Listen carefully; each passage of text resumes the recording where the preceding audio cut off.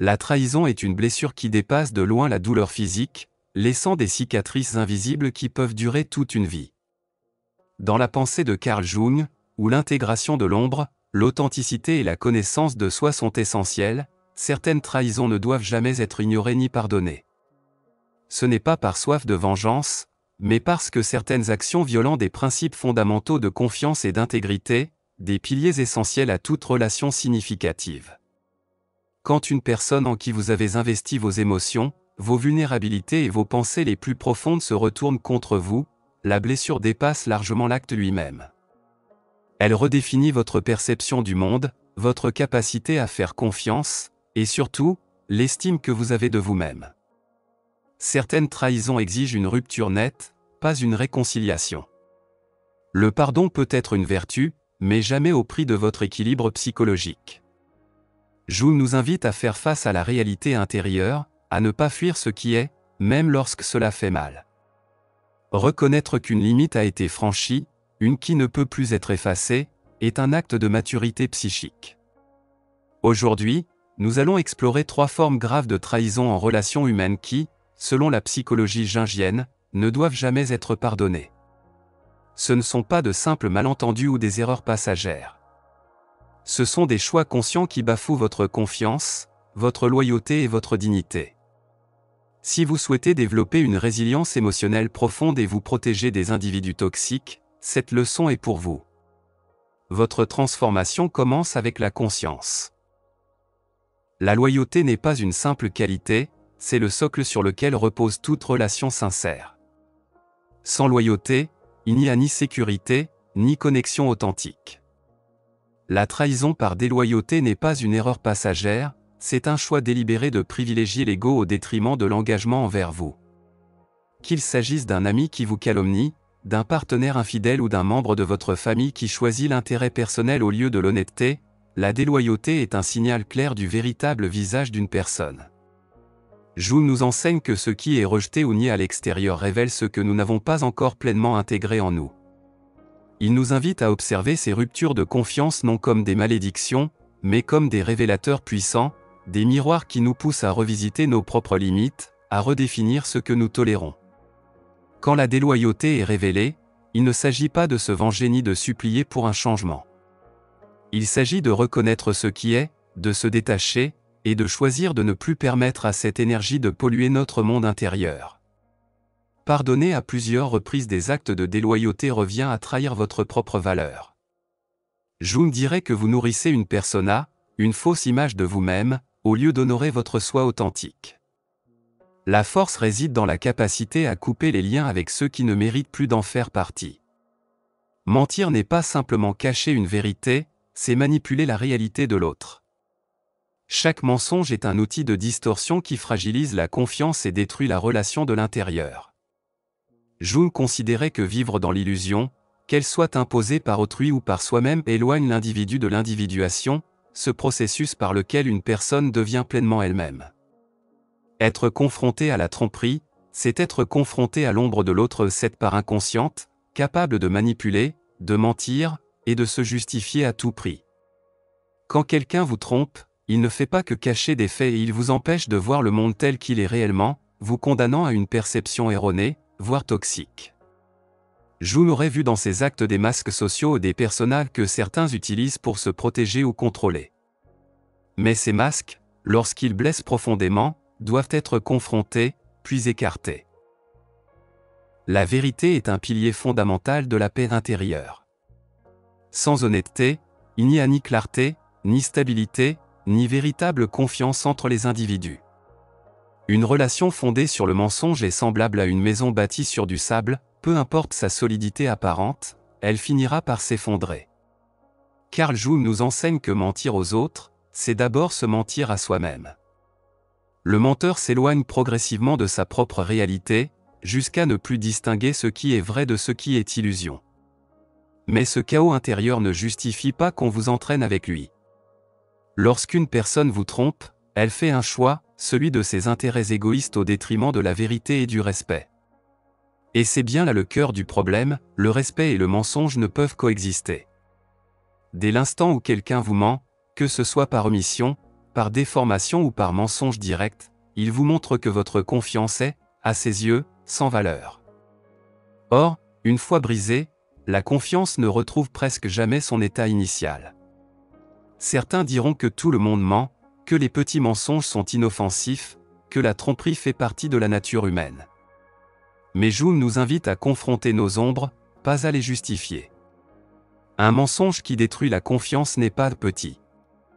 Il transforme votre perception du passé, il vous pousse à douter de tout ce que vous pensiez authentique. La tromperie, ce n'est pas seulement cacher la vérité. C'est une tentative de contrôle, un effort conscient pour façonner la réalité à son avantage, souvent à vos dépens. Tolérer ce comportement, c'est lui ouvrir la porte. Plus vous acceptez les mensonges, plus vous en recevrez. Il y aura toujours des gens pour manipuler, dissimuler ou éviter les conséquences de leurs actes. Mais selon la pensée jungienne, votre devoir n'est pas de les changer. C'est de vous protéger.